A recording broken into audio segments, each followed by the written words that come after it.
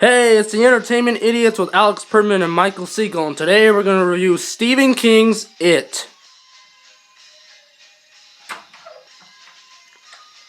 And where have you been? On vacation. Hey, I have my cousin's wedding. I can't help it. Alright. I don't want to hey, here's that pin you wanted. Oh, thank you. So, as you all know, Stephen King was the one who wrote the book It, along with many other books. Yes, and he made the movie here. Or is it really like movies? Because this is so long, we're breaking up into two parts. Parts 1 and 2. Here's part 1. Along with other books, he wrote The Shining, which is about a dad who goes insane because of cabin fever and tries to murder his own family. Hey, let's review that. Yeah, that will. And he wrote Misery, which is just about a woman who helps a man in a car crash and ends up killing him. Yikes. Anyway, Stephen King has written many books, and this movie is actually adapted to one of his books. Go figure. So it starts out in this place called Derry, Maine, of all places. Seriously, this sounds like basically a thing I want for my sandwich later. You want a grilled cheese, man? No. Anyway, she finds a doll on the sidewalk and figures out what's going on there until she hears some strange laughing sounds coming from the sheets. And apparently that's not what she thinks it is, and she finds out that it's actually a clown. A clown? Yes, a clown, who is actually Pennywise the Dancing Clown. Hi. Who is played by the well-known actor Tim Curry. Yes, Tim Curry, the guy who Eric Stewart basically decided to get his James from Pokemon impersonation off. And that clown killed her. Yes, she ended up getting murdered. As her mom finds out what's going on, she cannot find her daughter because she thinks she's playing a trick on her or something, but she's trying to find out what happened to her, and she was actually murdered. Yeah, but ultimately they tape out the thing, and you get the idea. So we got our first appearance of Michael. Hey, I'm not in this movie. Yeah, but this guy's name is Mike. Just roll it. Wait, you mean the Michael from Zoe 101?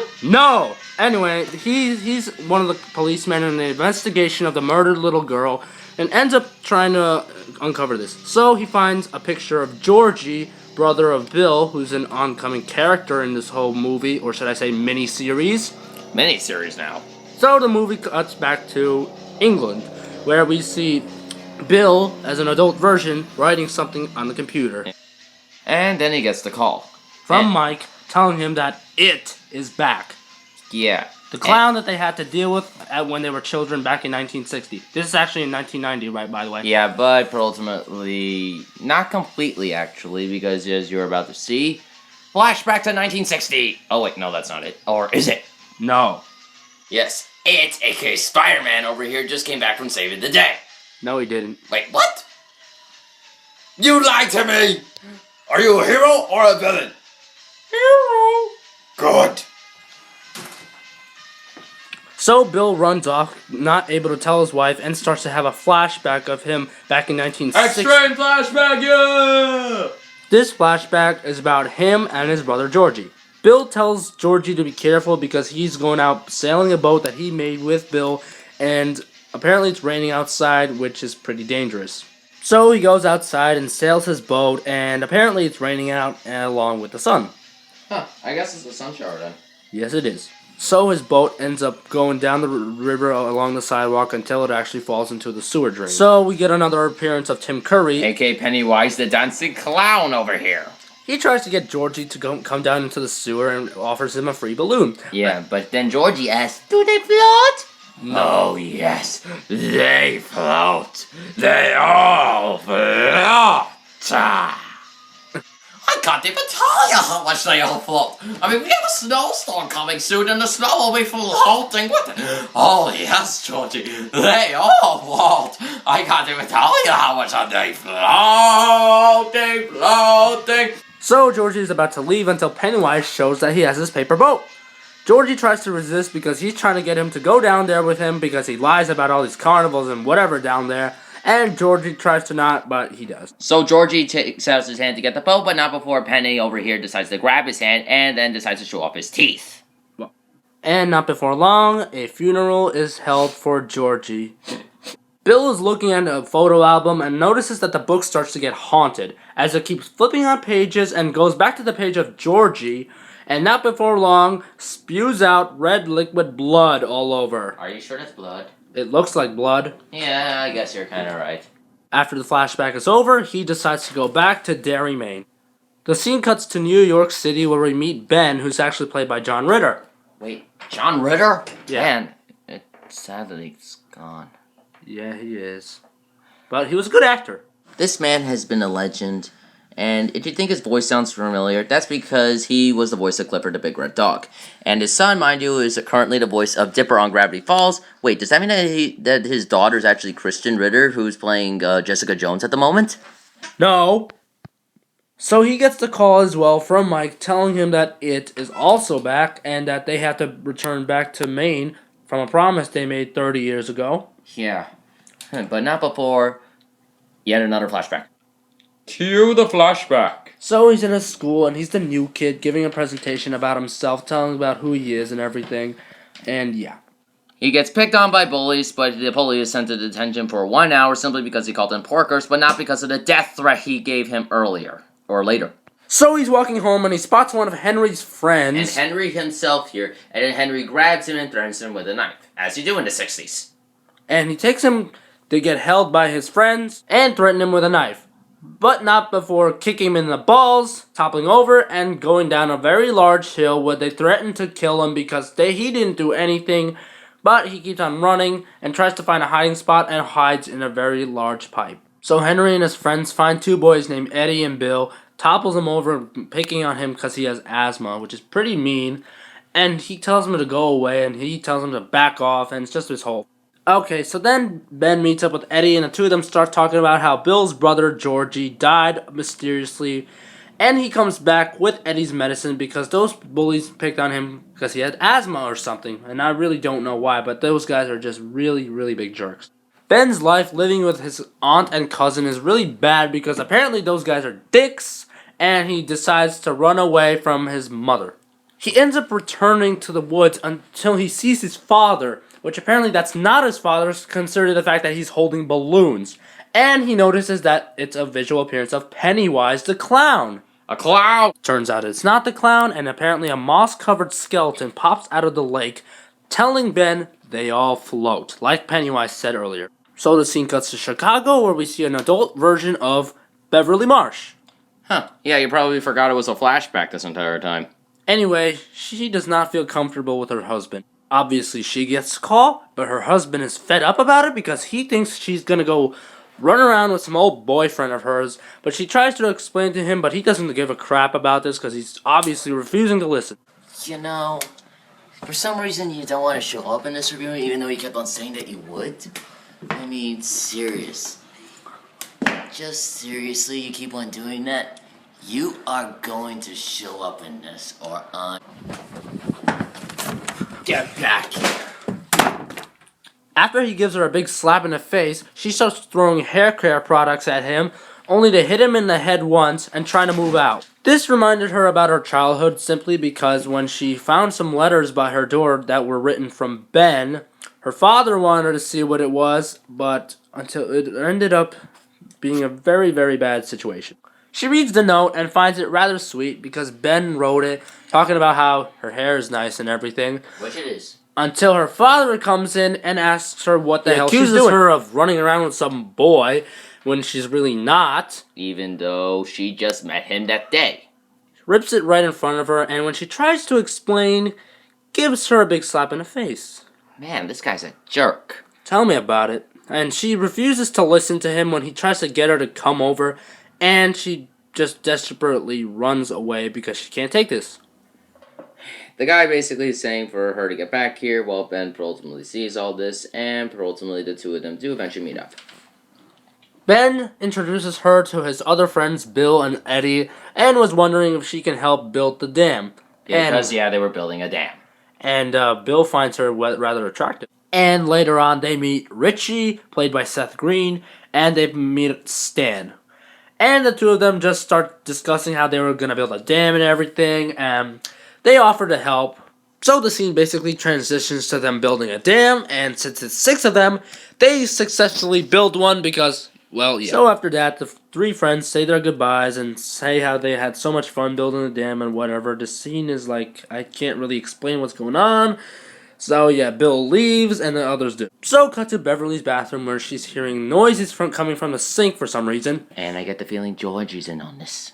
No. Apparently, the drain starts talking to her saying to how the dead kids are in there. The drain starts telling her to come down because it's really great down there or something, and tells how what Pennywise was saying they all float. At that moment, a bright red balloon starts inflating from the sink drain. And apparently it pops, and when it does, it spews red blood all over the sink, getting some on Beverly herself. After that, she tells her abusive dad to go look into the bathroom because something just scary happened. Apparently her dad does not see this, and Pennywise the Clown starts talking through the bloody drain, telling her that if she tries to do anything to stop this, she will die. So, ultimately, the flashback ends. Yeah, you probably forgot it was a flashback at this point. And it turns out Eddie still has asthma, and ultimately actually still lives with his mother. Because, yes, this is the grown-up version of Eddie over here. Of course! Eddie tells his mother that he has to go because he also got the call, but his mother is being worried sick about him because obviously she's still overprotective with him. And he can't tell anybody, obviously, because nobody can, because this is a freaking demon. Cut to a flashback of him remembering the time he went to go see a movie with his friends. Which movie? I was a teenage werewolf. Sometime during the movie, Eddie spills popcorn on Henry and his friends. Apparently they're sitting down there, and Richie starts provoking them, making fun of them, who eventually starts to spill some soda onto Henry. And they do it in a kind of slow motion thing, you see there? Yeah. And that just gets him more mad. Wow, that escalated quickly. I know. So they start running. Not because they're being chased or anything like that. No, they just wanted to mess with them. Yes, because they really think they could get away with that, in which they did. So they go back to the same place. So after a long day of playing, they decide to drop off Eddie by his house, and he says he has a very great time hanging out with them until his mother comes out and tells him that he doesn't need friends. Boy, some parents actually want you to be social. Yeah, I know, right? Yeah. But meanwhile, during school, the coach stops Eddie because he asks him if he took a shower, and he didn't. And he tells him if you don't take a shower, you're gonna sweat at gym class. And he does. While in the shower, all the shower heads start acting up because they're all turning on at the same time when Eddie only turned on one shower. And this gets him to be confused because all of a sudden the handles are turning and they're making it more hot. So, ultimately, the possessed shower's heads decide to basically spray hot water on him, and he tries to get away, but fails because, well, they're blocking, but he doesn't go underneath for some reason. I don't know. And, well, basically, it's just a weird scene. Completely clueless of why this is happening, he starts hearing voices from the shower drain, and these voices are the work of Pennywise the Clown. He keeps talking to Eddie as he pulls his hand out of the shower drain, claiming this is just a little too inconvenient. Eddie starts to run away because he's terrified of this, and Pennywise rips to the ground in a stop-motion effect. Anyway, he pops out, calling him queasy, and tells him to come down here because he claims he's gonna like it down here or whatever. And literally, Eddie does not say a single word in this after he sees this. I mean, Pennywise is just staying there talking. Eddie, being speechless, all of a sudden sees the terrifying face of this clown with his weird yellow teeth and red eyes. So the scene cuts to Richie's adult life where he appears on television. So he gets the call as well from Mike, telling that it is back, and he tells his manager that he has to go back to Derry, Maine. By the way, this is taking place in California, Beverly Hills. Extra close-up, yeah! Anyway, the kids are hanging out in the same place they were before, telling stories and everything. Until this Irish policeman talking like a pirate tells them to basically stay together. Because there's been another murder around this area. So to keep things short, the principal tells Richie to go get a mop to clean up a mess that he kind of made in the cafeteria. He looks for the janitor, but he thinks he finds the janitor, but it turns out to basically be the werewolf from, well, the previous movie earlier. And ultimately he is running, and ultimately then he finds basically that clown again. It's Pennywise the Clown because all of a sudden he tells him, "Hey Richie, beep beep, I'll teach you how to float." It's not that hard to do. It's just basically you're swimming in the water. Yes, Richie's very confused. What's this clown doing in the school's basement? I have no idea. Ay, Dios mío. You know, I make like werewolves and all, but I need a minute. We'll be right back.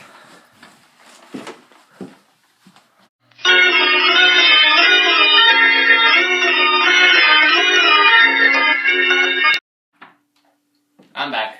Finally. Did you close the door while I was gone? No. Oh well. Let's get back to the review. Yeah, sure. So now Mike starts having some visions about his childhood, specifically about the day he met up with them. And cut to the flashback of him giving a presentation at school just as Ben did the same time. This leads Henry to once again pick on him when he didn't do anything wrong. What did Mike even do? Nothing. He just likes to pick on people because he's a totally inconsiderate asshole. Ay, caramba. Jeez, this guy's even worse than... I don't know. How about Dr. Claw from the Inspector Gadget movie, you idiot? Ugh, don't remind me about that. So anyway, Mike is still getting chased by those three assholes, only to climb over a barbed wire fence, which all of them actually make alive, unscratched. Anyway, Henry starts acting like a jerk and tells him to back off. Instead, they are literally taunting him and telling him to get the hell out of here. Anyway, they actually end up throwing rocks at him because, yes, that's exactly what he deserves for being an ass to people. After they get rid of Henry, they start looking at the book that Mike has, apparently telling them the origins of Pennywise the clown. I kind of wonder why he had that. Yes. And the same thing starts happening to what happened to Bill when the books were flipping over... the pages. So anyway, the book comes to life where we see Pennywise, who literally sees them. This makes everybody freak out, and he comes and jumps on top of the lamp pole. He makes a dramatic scare. I kind of have to wonder what the heck the people in the background were thinking. It's like, why is this clown thing talking to some people in the sky? So basically, he wants to kill them because he threatens them. What the fuck are you looking at? They decide they don't want this to stop them, so they stick together. What a weird flashback from Mike, isn't it? Now we go to the adult version of Stan, who also gets a phone call from Mike, and this time he actually cannot actually believe what is going on. He thought this was over with 30 years ago. So apparently they found out that Beverly's really good at shooting bottles with a slingshot. So they decided her to be the one to kill the clown. Yes, with Silver. So they all agree to go in there and not be afraid, all as a group of 7. You know, lucky 7. Hooray! So they start to enter the big castle. But not after long, the 3 bullies are behind them. But not before a certain... Wait for it. Henry breaks the fourth wall, and basically they follow them into the castle. And then basically kidnaps Stan while walking through the corridors. To only threaten him with a sum knife. it all up, the clown basically kills 2 of the bullies, and Henry's basically scarred for life. And as a result, basically Beverly does in the end shoot the clown, basically, and opens up this thing in his head. And not before basically getting sprayed with battery acid, but somehow. And falls into the drain. Where they all agree to basically meet Return 30 years later to really actually kill this clown. if he ever returns again. Thank you for watching. I give this a rated R, considering some of the scenes in this movie. Speaking of, let's see. And also, we'll be back with part 2 another time. But we will be coming back with a... And this is our list of movies and other entertainment that we're gonna review. Yeah, basically, it is basically not for... The second half is, like, not for a little while. So, for Ultimate... And if you're wondering what was there before, it was Hunger Games. Basically, yeah, you get the idea. I get this movie, like, a 7.8. Basically, it's creepy, but at the same time, it's still entertaining to watch. The kids themselves were likable in this first half, and ultimately, it was pretty good. The kids themselves were likable, so and Tim Curry is basically really entertaining to watch. So basically, it's a good rating. You, Alex? I give it maybe like a 7.7. I mean, due to the stop motion effects, they could have done a little better than that since it's in the 90s. Well, kind of it starts in the 90s. Kind of. Yeah, but you get the point. Say it with grown-ups. Reviewing the Grown Ups movie from 2010.